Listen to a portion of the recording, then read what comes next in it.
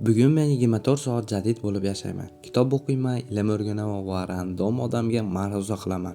Agar yutqazib qo'ysam, jazo sifatida shokoladga mayonez qo'shib yeyman. Qani boshladik. Yo'q, men uxlab qolibman. Birinchi challenge-ni bajara olmadim. Agar do'stlar yana bitta challenge-dan yiqilsam, mayonezli desert yeyman va bu juda jirkanch.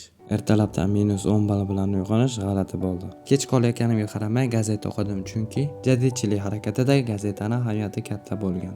Va shu bilan balansimga 10 ball yozib oldim. Yo'lda bekor ketmasdan podkast eshitib ketdim. Va 5 ballni ham qo'lga kiritdim. Ish jarayonida iloji boricha shikoyat qilmasdan va mijozlarga fikrimni to'liq bildirishga harakat qildim. Bizni narxlarimiz ichi farq qiladi. Xabaringiz bor-ku, PXTga ko'ydan beryapmiz. Kent oltiniga Menimcha bunday harakat 10 ballga arzisa kerak. Jadidlar ilmga juda e'tibor bergan. Shuning uchun men geografiya bilimini GeoGuessr o'yini orqali sinab ko'rmoqchiman. Volyus haqida qisqacha ma'lumot, manaqa lokatsiyalarni ko'rib, bu joy qayerligini aniqlash kerak bo'ladi. Bu geografiyaga juda ham qiziq challenge bo'ladi degan umiddaman. Bu yozuvlar juda boshqacha. Mashinalari, aholi, ko'chalar.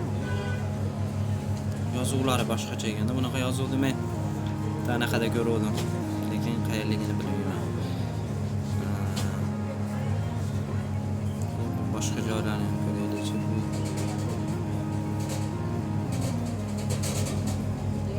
Tailandmikin bu yerlar.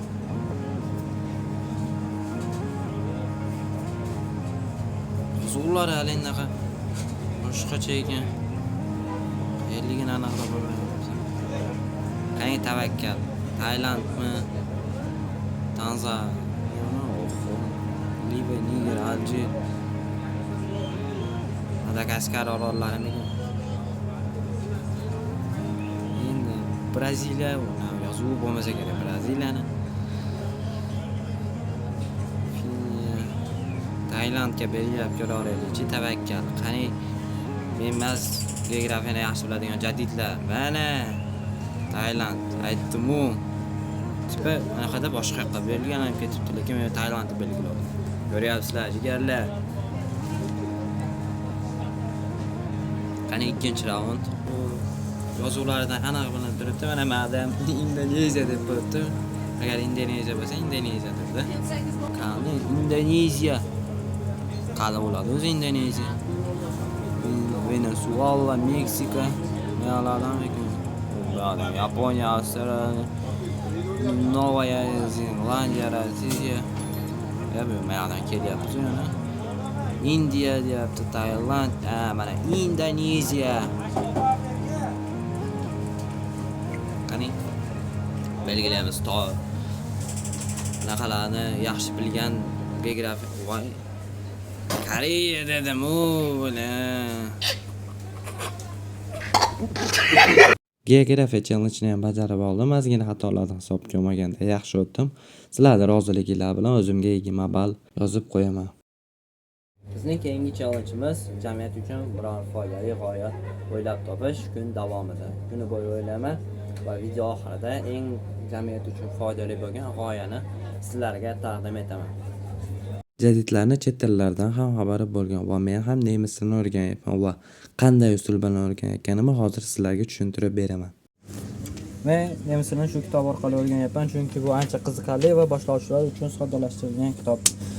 Meni birinchi daftarim bu grammatika daftari. Buni 2 xil rangdagi ruchkada yozyapman, chunki eng keraklilarini qizilda yozsam, men shunda bitta ko'rganimda aniqlashtirib ola olmayman. Va ikkinchi daftarimizga o'tishimizdan oldin sizlarga bir eslatma aytaman.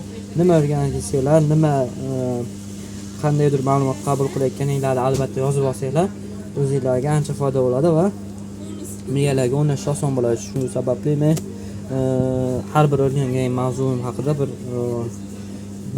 bir bet kamida insho yozaman ushbu daftarga va so'zlarni yodlash uchun kichkinagina bloknot. Buni doim oldimda yozib yuraman. Cho'ntagimda, sumkamda yuradi, doim oldimda. Podkast eshitish uchun naushnik va ustalar. Va shu uslubda o'rganaman.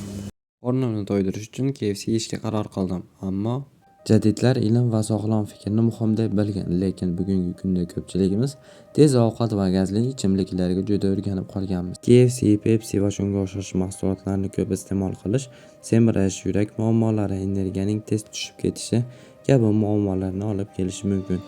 Ba'zida qulaylik uchun yeyotgan narsamiz asta-sekin sog'lig'imizga zarar qilayotgan bo'ladi. Jadidlar kuchli jamiyat uchun avvalo sog'lom va bilimli insonlar kerak deb hisoblashgan.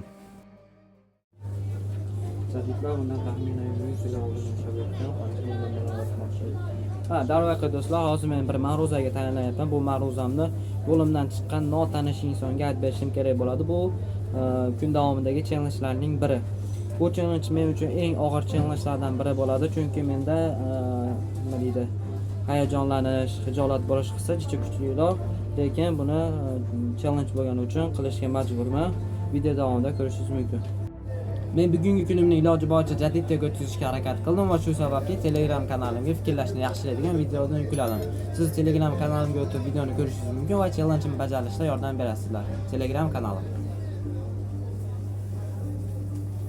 Bu ish bilan men 10 ballga ega bo'ldim. Endigi navbat notanish insonga ma'ruza. O'sha ma'ruzamizni taqdimot qilish uchun tochka istayapman. Iloji boricha bekatlardan olishga harakat qilaman, chunki odamlar bemalol bo'ladi. Vaqti vaqtini olmayman. Mana u yerda bir bekat ko'ryapman, shu yerda iloji bo'lsa, odam bo'lsa ma'ruzamizni aytishga harakat qilaman.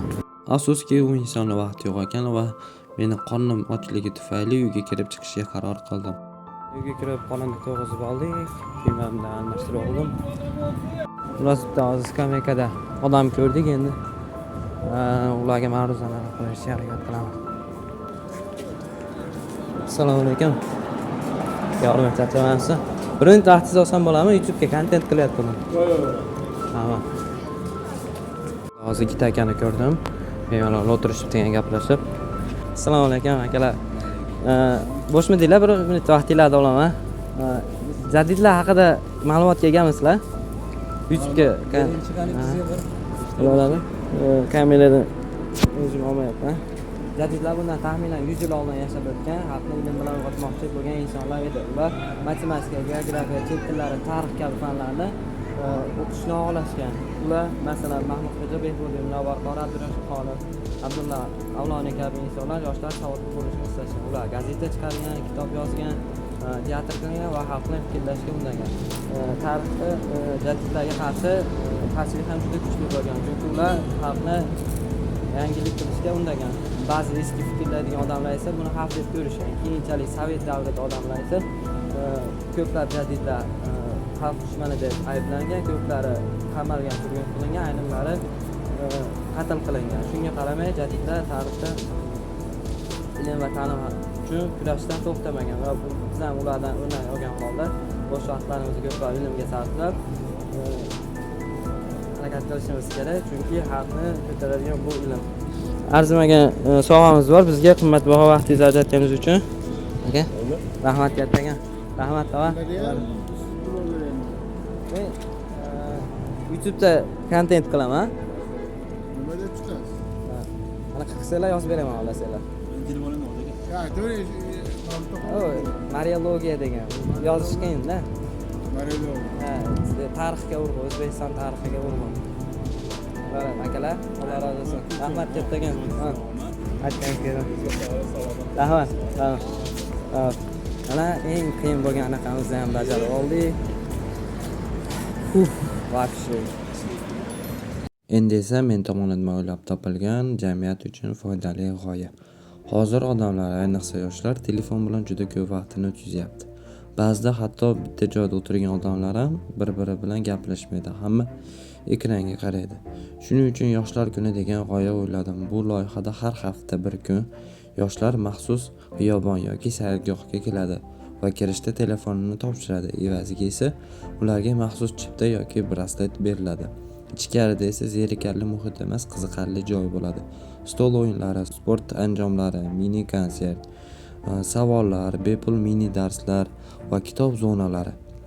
Yangi odamlar bilan tanishish imkoniyatlari ham bo'ladi. Ya'ni odam telefondan ko'ra qiziqroq hayotni ko'radi. Menimcha bu loyiha yoshlarni ko'proq suhbat qilishga, yangi do'st topishga, real hayotga qaytishga va vaqtni foydaliroq o'tkazishga yordam beradi. Eng muhimi, bu telefondan tashqarida ham qiziqarli hayot borligini ko'rsatish. Endigi navbat 50 kitob o'qishga. Qani boshlaylik. Napoleon Hillda O'yla va boy bo'l kitobi.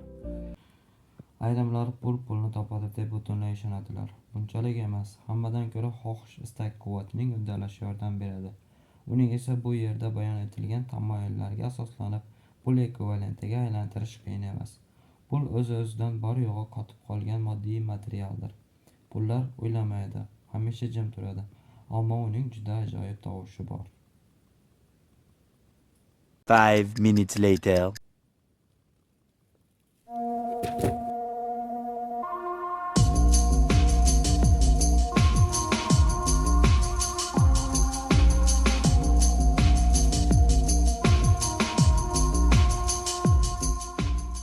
Sezgan bo'lsangiz, men yana uxlab qoldim va challenge ham bajarilmadi. Endi va'daga muvofiq mayonezga shokolad qo'shib yeyman.